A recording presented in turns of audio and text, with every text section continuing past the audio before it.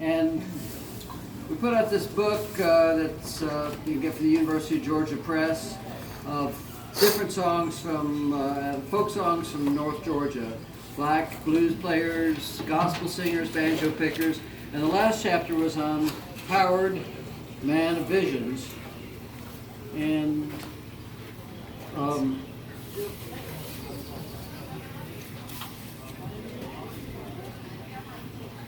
well, yeah, I think it's a beautiful chapter because most of it is Howard's own words, and I was reminded of it by this this object behind me. Anyway, he was explaining about why he wanted people to use his garden, what his purpose was. He says, "What I call retiring is you forget about the calendar and watch. Put a fence around your garden, and when you're in there, you're free. You don't have no sheriff, no lawyer, no president. You don't have nobody. You get loose as far as your mind's concerned. Lock your gates, start working on your flowers. You're in the Garden of Eden for a little while. So I like other people to feel the same way when they're here. So I put up high fences, put barbed wire over them. When people come here, they're isolated from the public. And if I had some guest rooms for them, they could live in the garden for a night or two.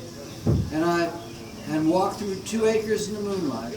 And I marry right smarter people, and they come here and pick a spot to get married. If I had some nice guest rooms, a lot of them go to motel for the first night. I said, if you want to come here, spend the night in Paradise Garden, it'd be a lot nicer than the motel. You could walk around in the roses of a night. I have pole lights in here.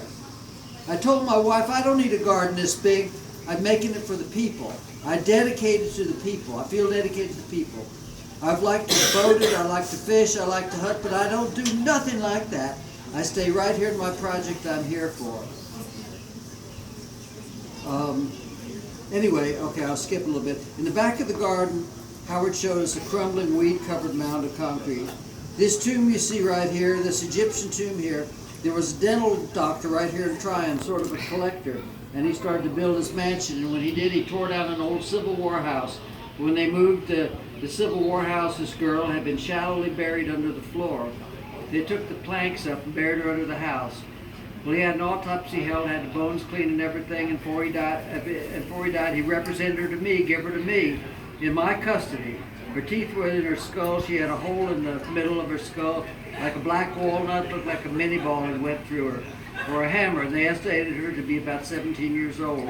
And there I was with that. So I just made this tomb later there, the backbone in her head. I had a glass over where you could look over and see teeth and all. But the ice in the winter got bad, the glass broke, and people got to raising it up, and finally I just sealed it up there, and even my weeds started growing inside with that glass. And I tried to get a minister here to come and hold a funeral over this woman. He said it had been too long, would be no use. Well, I didn't feel that way about it. Time to me, yesterday is when I see my sister, 2 years old. That's when he had a vision of his sister on the highest of 7 steps. So I just went back and had my own sermon and had to put away. I didn't have nobody here. Didn't figure she'd ever had a funeral because she'd been killed at the end of the Civil War. She might have been raped and killed. No telling what happened to the girl. No telling how good of a kid she was. So I felt like she deserved to be buried in a funeral. And so that was sort of his I hope you didn't mind that. That was sort of his way he felt about things. He felt he had a great sense of humor, but he was also had profound thoughts, you know, and he was compassionate. No, he was. So, all right, let's do something more upbeat. What should we do? A couple of Mountain Dew race? No. Well, I was thinking about doing about 10,000 years ago. Why don't you do that one? Yeah. What key do you want me to follow you? Or? I think him giving her a funeral is very upbeat. Huh? I think him giving her a funeral is very upbeat. Yeah, It's beautiful. Yeah. Is this going to be an A? I was born 10,000 years ago.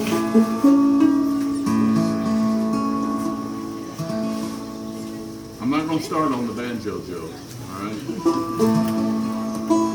Right. You know what perfect pitch for a banjo is? It hits the backside of a Dempsey dumpster.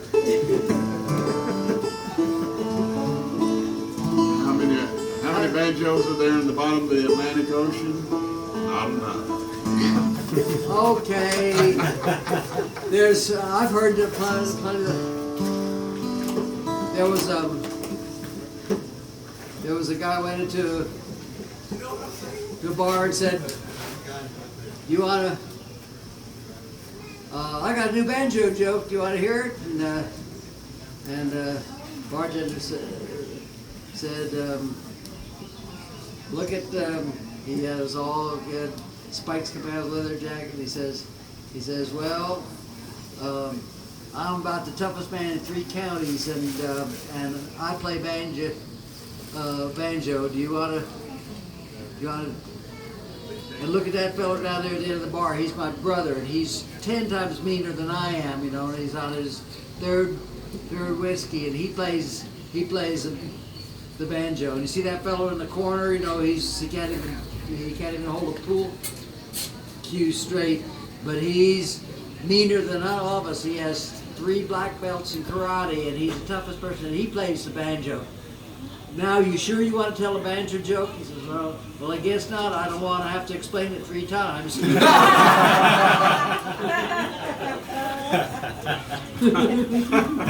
That's the only intelligent banjo joke I've ever heard.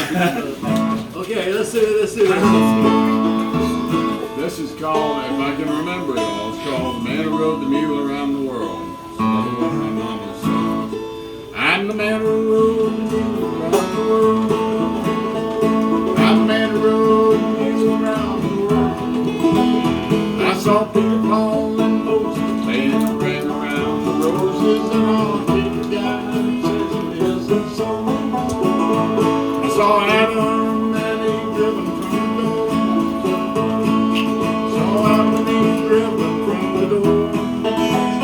I was in the bushes peeping at the apple they was eating, and I swear that I'm the guy that ate the corn. I'm the man who rode the mule around the world. I'm the man who rode the mule around the world. I saw Peter, Paul, and Moses playing and ran around the roses, and I'll kiss the guy that says it isn't so.